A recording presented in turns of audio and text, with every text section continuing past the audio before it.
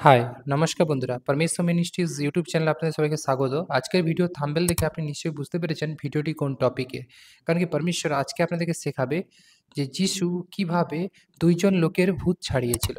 অর্থাৎ যিশু পরমেশ্বরের পুত্র, তিনি জগতে এসেছিল এবং জগতে অনেক মিরাকেল কাজ করেছিল এবং পরমেশ্বরের পবিত্রতা, পরমেশ্বরের জ্ঞানকে মানুষের কাছে কি নিয়ে এসেছিল এবং যে তিনি সত্যময় ঈশ্বর আছে এই বিষয়ে মানুষের সামনে তিনি সুসমাচারের বার্তা প্রচার করেছিল এবং মানুষকে পাপের থেকে পরিত্রাণের রাস্তায় এবং পাপের থেকে পবিত্রতার রাস্তায় নিয়ে আসার জন্য তিনি জগতে এসেছিলেন এবং তিনি প্রত্যেকটা মানুষের মনকে ফেরানোর চেষ্টা করছিলেন পরমেশ্বরের বচন দ্বারা।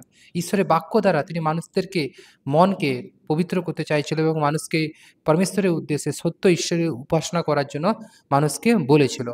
কিন্তু যিশু যখন জগতে ছিল তিনি অনেক মিরাক্কেল কাজ করেছিল। ফিজিক্যালি যখন তিনি ছিল শারীরিকভাবে তখন তিনি জগৎ সংসারে বিভিন্ন রকমের কাজ করে গেছে। এখন তিনি আত্মিকভাবে আত্মার দ্বারা সমস্ত কিছু কাজ করছে। আত্মিকভাবে আজকে যিশুর নামে আমরা সমস্ত কিছু পাচ্ছি। আমাদের জীবনে সমস্ত কিছু ঈশ্বরের কাছ থেকে, পরমেশ্বরের কাছ থেকে আমরা পাচ্ছি। তাই যিশু যখন জগতে ছিল তখন তিনি অনেক কাজ করছিল। তার মধ্যে ২ জন লোক তার কাছে এসেছিল এবং তাদের মধ্যে ভূতের আত্মা ছিল, অশুভ আত্মা, অশুচি আত্মা তাদেরকে ছাড়িয়েছিল। কিভাবে?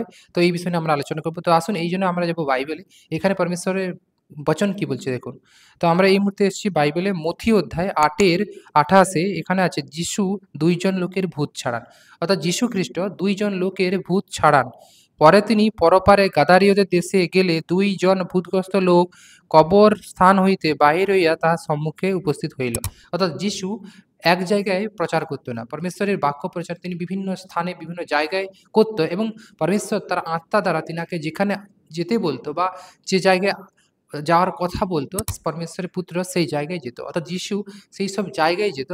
তিনি নিজের ইচ্ছায় কখনো চলত না। নিজের বুদ্ধির দ্বারা কখনো চলত না। তিনি নিজের পবিত্র আত্মা, পরমেশ্বরের যে আত্মা তাকে গাইড করত। ঠিক আছে? তাই তিনি পরপারে গাদারেদের দেশে, গাদারে বলে একটা জায়গা, ওই দেশে ২ জন ভূতগ্রস্ত লোক কবরস্থান হইতে বাহির হইয়া আসিল। অর্থাৎ যিশু গাদারেদের জায়গায় গেল এবং ২ জন ভূতগ্রস্ত লোক কবরস্থান হইতে বাইরে বাহির হইয়া আসিল। অর্থাৎ তারা কবরস্থানে ছিল এবং তারা বাইরে বেরিয়ে আসলো। তাহার সম্মুখে উপস্থিত হলো। যিশুর সামনে উপস্থিত হলো এবং তাহারা এত বড় দুর্দান্ত ছিল যে ওই পথ দিয়ে কেউ যাইতে পারত না। আজকাল অনেক জায়গায় বিভিন্ন স্থানে যখন কোনো মানুষকে মারা হয় বা মানুষকে কোনো কবর দেয়া হয় বা মানুষকে কোনো জায়গায় কি হয়, বিভিন্ন জায়গায় দাহ করা হয়, সেইসব আশেপাশে বিভিন্ন ধরনের মন্দ আত্মারা বাস করে এবং সেইসব জায়গায় সেসব আত্মারা পরিত্রাণ পায় না। তারা বিভিন্ন গাছে, বিভিন্ন জায়গায়, বিভিন্ন স্থানে তারা বাসা খোঁজে এবং এমনকি মানুষের মধ্যেও এসে তারা সেসব দুষ্ট আত্মাগুলো রাজ করা শুরু করে, বাস করে এবং সেইরকম কবরস্থান ছিল সেখানে এবং সেই সময় আশেপাশের লোকেরা যখন সেই জায়গায় দিয়ে যেত, তখন তারা কেউ যেতে পারত না। এতটাই তারা দৌরাত্ম্য ছিল সেই দুষ্ট আত্মাগুলো, সেই ভূতগ্রস্ত আত্মাগুলো সেইসব জায়গায় পুরো দাপিয়ে বেড়াতো এবং মানুষদেরকে কি করত?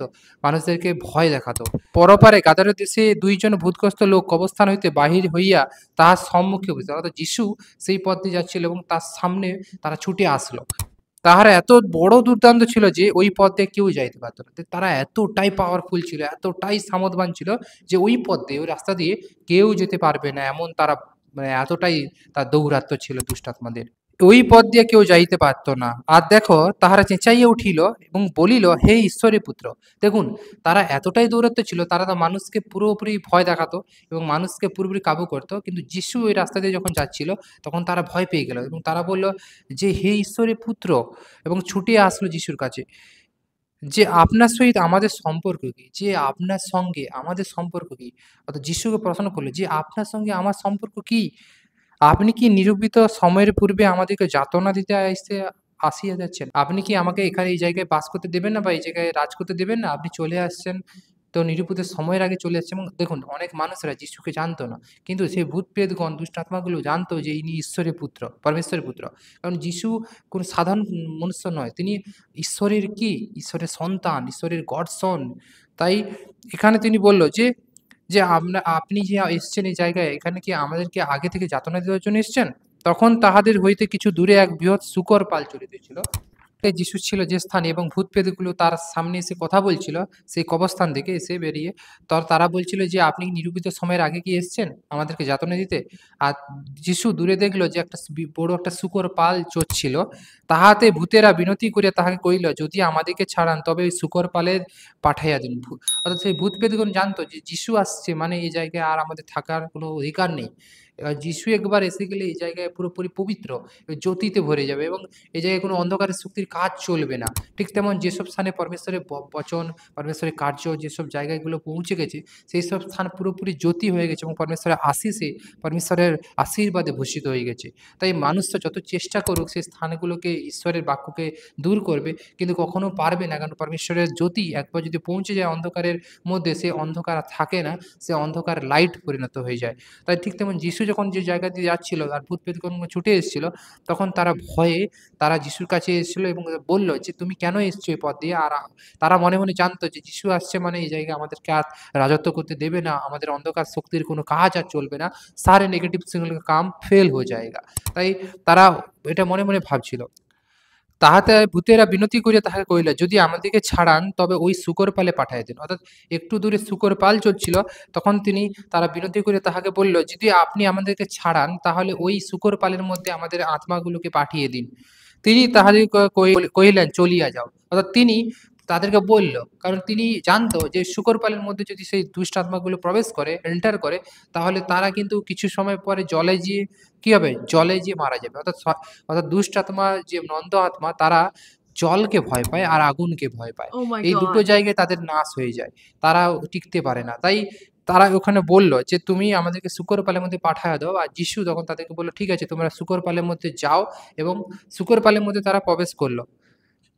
তখন তাহারা তাহাকে বাহির হইয়া সেই শূকর পালে প্রবেশ করিল, আর দেখো সমুদ্রের শূকর মহাবেগে ঢালু পাট দিয়া দৌড়িয়া গিয়া সমুদ্রে পড়িল। অর্থাৎ সেই পর্বতের পাশে ছিল, অর্থাৎ পাশাপাশি জায়গায়, সেখানে উঁচু ঢালু জায়গা থেকে একদম নিচে ছুটে, ছুটে শূকর পালগুলোর মধ্যে যেই দুষ্টাত্মাগুলো প্রবেশ করেছে, তারা একদম মানে এত স্পিডে ছুটে এসে তারা জলে পড়ে গিয়েছে, সমুদ্রের জলে। ঠিক আছে? ও জলে ডুবিয়া মরিল এবং তারা সঙ্গে, সঙ্গে মরে গেল। কারণ কি জল ও আগুন এই দুটো জায়গায় দুষ্টাত্মা মৃত্যু আছে। দুষ্টাত্মাগুলো কখনো কি না ওই জায়গাগুলোকে ভয় পায়। ঠিক আছে?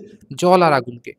পালকেরা পলায়ন করিল এবং নগরে গিয়া সমস্ত বিষয় বিশেষত সেই ভূতগ্রস্ত বিষয়ে বর্ণনা করল। অর্থাৎ যিশুর আশেপাশে যেসব মানুষেরা ছিল এবং তার শিষ্যরা, তারা গিয়ে নগরে, নগরে বিভিন্ন জায়গায় এই বিষয়ে প্রকাশ করিল যে যিশু একটা অলৌকিক কাজ করছে এবং যিশু একটা ভূতগ্রস্ত লোক, অর্থাৎ ভূতগ্রস্ত যেসব আত্মাদেরকে ছাড়িয়েছে। যে পথ দিয়ে কেউ যেতে পারত না, সেই জায়গাকে শুচি পবিত্র করে দিল।